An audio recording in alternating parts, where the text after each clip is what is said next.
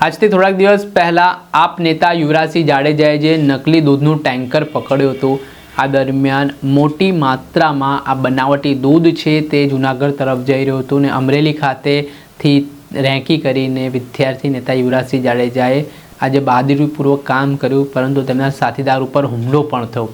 આ ઘટનામાં food and safety વિભાગને જાણ કરવામાં આવીને તેમણે પરીક્ષણ માટે જ્યારે દૂધના નમૂના લીધા ત્યારે આ 10,000 લીટર દૂધ નકલી હોવાની વાત સામે આવી ને આના કારણે લોકોના સ્વાસ્થ્ય સાથે જે ચેડા થવાનું કૃત્ય થયું છે તેને લઈને સવાલ ઉઠ્યા છે।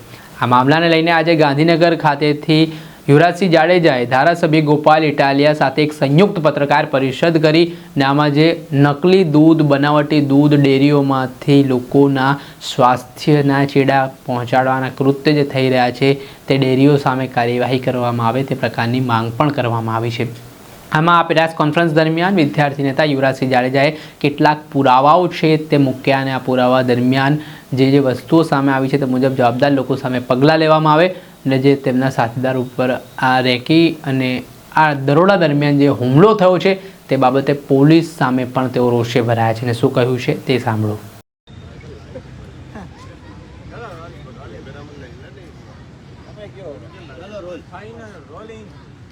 ગુજરાતમાં છેલ્લા ઘણા સમયથી આપણે જોઈએ છીએ કે દૂધનો કહી શકાય કે સફેદ દૂધની જે કાળાબજારી એ બેફામ અને બેલગામ ચાલી રહી છે।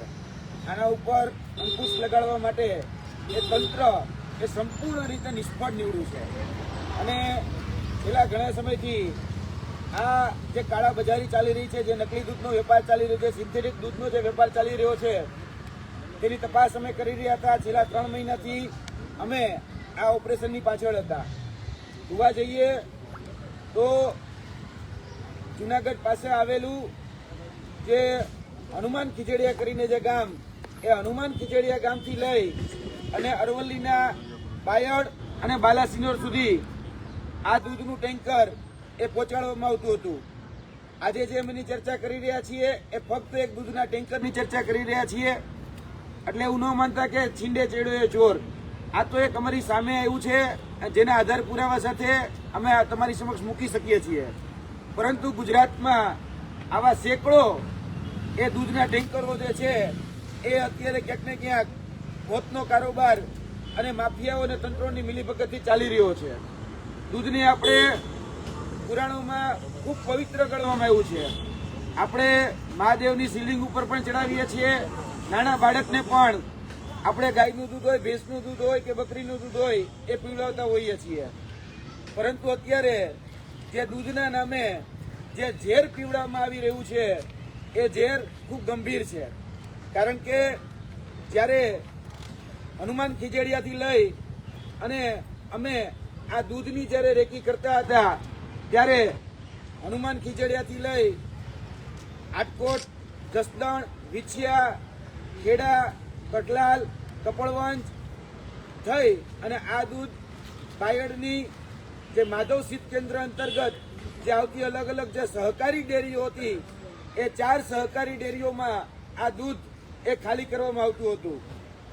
અમે આ દૂધની જ્યારે રેકી કરી રહ્યા હતા એ રેકી બાદ જ્યારે હનુમાન ખીચડીયાથી આ દૂધ ભરાય અને સવારે 11 વાગે નીકળ્યું ત્યારે વડિયા પાસે અમારી ઉપર સૌપ્રથમ પહેલો હુમલો કરવામાં આવ્યો અને એ જીવલેણ હુમલો જ્યારે અમારી ઉપર કરવામાં આવ્યો ત્યારબાદ બીજી જગ્યા એટલે કે અમરનગરનું ગામ, ત્યાં પણ એક બાઇક એટલે કે સ્પ્લેન્ડર જેવું બાઇક અમારા ગાડીની આગળ નાખી દેવામાં આવ્યું અને અમારી ઉપર મોટા પથ્થર એટલે કે બેલા વડે હુમલો કરવામાં આવ્યો।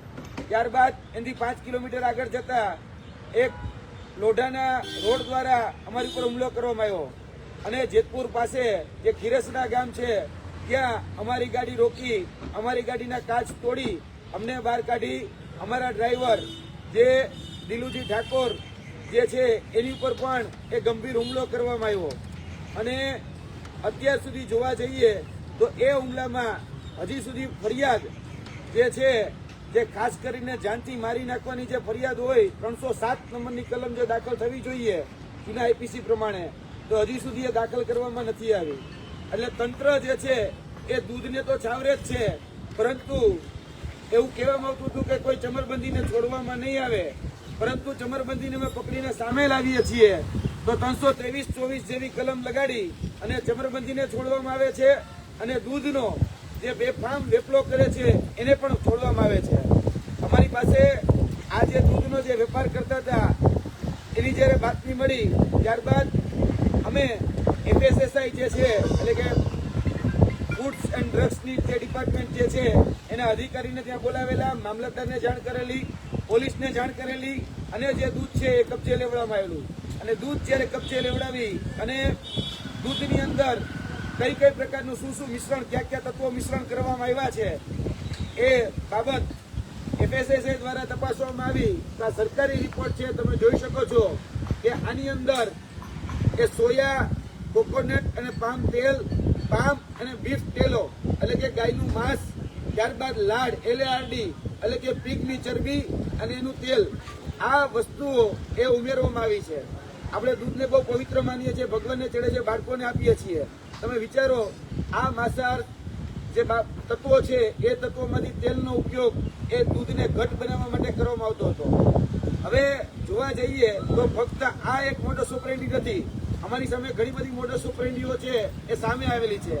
દૂધની અંદર યુરિયા નાખવામાં આવે છે, દૂધની અંદર એ ડિટર્જન્ટ નાખવામાં આવે છે, દૂધની અંદર અલગ અલગ પ્રકારના તેલ એ ઉમેરવામાં આવે છે જેથી કરીને એ ફેબ્રિકેટેડ ફેટ એ ઉમેરી શકાય. રાજસ્થાનના સાચોર ખાતેથી ₹12 લીટર એ દૂધ ખરીદવામાં આવે છે અને 12 રૂપિયા લીટર દૂધ ખરીદી અને એની અંદર આ ફેટ એટલે કે ચરબીયુક્ત જે પણ પદાર્થો છે એ ચરબીયુક્ત પદાર્થો ઉભા કરી એટલે કે ફેબ્રિકેટેડ ફેટ ઉભા કરી અને આ દૂધ છે એ માર્કેટની અંદર વેચવામાં આવે છે. જોવા જઈએ તો આ જે દૂધ છે એ દૂધ સંપૂર્ણ રીતે જીવલેણ છે, સંપૂર્ણ રીતે હાનિકારક છે. અને આવી ઘણી બધી મોડસ ઓપરેન્ડીઓ છે જેની આગળના દિવસોમાં અમે ચર્ચા કરીશું. આજથી થોડા દિવસ પહેલા, લગભગ 10 થી 12 દિવસ પહેલા રાજસ્થાન SOG દ્વારા રાજસ્થાનની અંદર 80,000 લીટર દૂધ એ ફેબ્રિકેટેડ દૂધ એટલે કે કેમિકલ યુક્ત દૂધ પકડવામાં આવ્યું.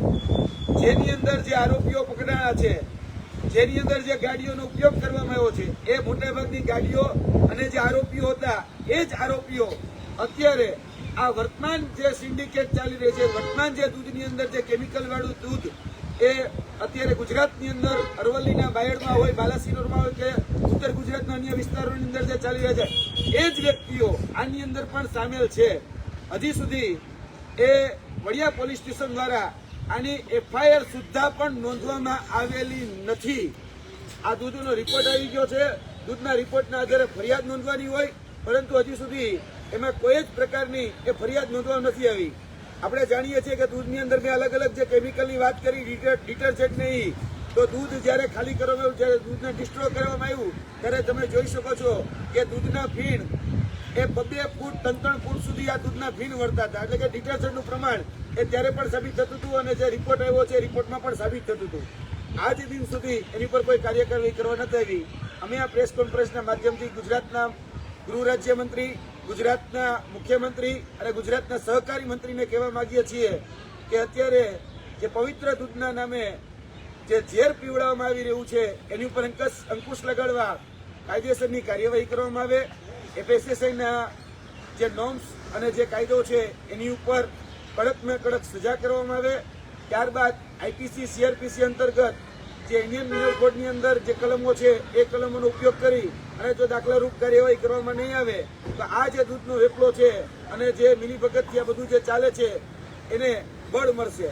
એટલે આ ક્યાંક ને ક્યાંક તંત્ર અને જે માફિયાઓ છે, દૂધ માફિયાઓ, એની સિન્ડિકેટથી જ આ બધા જ રેકેટો અત્યારે ચાલી રહ્યા છે. અને આ જે વિસ્તાર છે હનુમાન ખીજડીયા, આમ જોવા જઈએ તો વિસાવદરની બોર્ડરનો વિસ્તાર છે. એટલે બાકીની વાત જે છે એ આદરણીય ગોપાલભાઈ ઇટાલિયા આપણી સમક્ષ મૂકશે.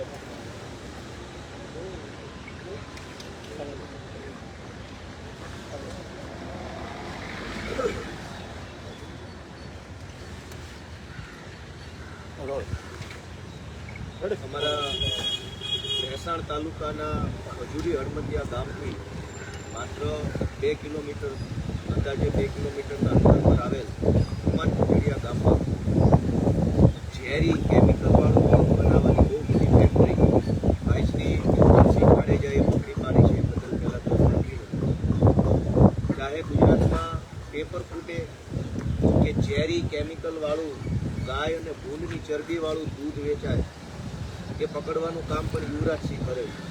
તો પહેલું તો મારું એવું માનવું છે કે જો ગુજરાતના જનતાની હિતનું બધું જ કામ યુવરાજસિંહ જાડેજા કરવાના હોય તો ગુજરાતના મંત્રીમંડળમાંથી એકાદા મંત્રીને રાજીનામું અપાવી યુવરાજસિંહને માનદ મંત્રી પદ તરીકે સ્થાન આપવું જોઈએ, જેથી કરી વધુ સારી રીતે એ કામ કરી શકે.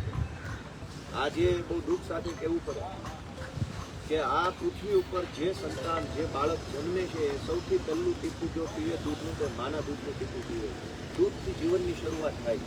દુનિયાના તમામ માણસે જન્મતા વેત જ પહેલાં દૂધ પીવે. દૂધની પવિત્રતા, માણસના જીવન સાથે દૂધનો સંબંધ એ અલગ લેવલ. એ દૂધમાં કોઈ ગાયની ચરબી મિલાવે, ઊંટની ચરબી મિલાવે, યુરિયા ખાતર મિલાવે અને એવું દૂધ ગુજરાતમાં બને, એવું દૂધ અમરેલીમાં બને, વિસાવદર આસપાસના પંથકમાં બને, એવું દૂધ ઉત્તર ગુજરાતમાં બને, એ દૂધ ગુજરાતની સહકારી ડેરીઓમાં જાય, ડેરીઓના માધ્યમથી બ્રાન્ડેડ કંપનીઓના પેકિંગ થાય અને મારા તમારા ઘરમાં એવું ગાયની ડુક્કરની ચરબીવાળું યુરિયા ખાતરથી બનેલું દૂધ આવે. એ દૂધ આપણા નાના બાળકો પીવે, સગર્ભા બહેનો પીવે, કોઈ બીમાર વડીલો પીવે, કોઈ અશક્ત વડીલો પીવે અને એ માણસના પેટમાં ગાયની ભૂંડની ચરબીવાળું યુરિયા ખાતરવાળું દૂધ જાય, એ કેવડો મોટો ગુનો છે. યુવરાજસિંહે પોતે જીવના જોખમે આ ભૂંડ અને ગાયની ચરબીવાળું યુરિયા ખાતરથી બનેલું દૂધ પકડવાનું કામ કર્યું. સરકારે એમને શાબાશી આપવી જોઈએ, સન્માનિત કરવા જોઈએ, વિધાનસભાના બજેટ સત્રમાં બોલાવી એમનું સન્માન કરવું જોઈએ. મુખ્યમંત્રી અને કેબિનેટ મંત્રીના હાથે આવું સારું કામ કરવા બદલ. એના બદલે સરકાર બેશરમ છે, એફઆઈઆર લખવા તૈયાર નથી.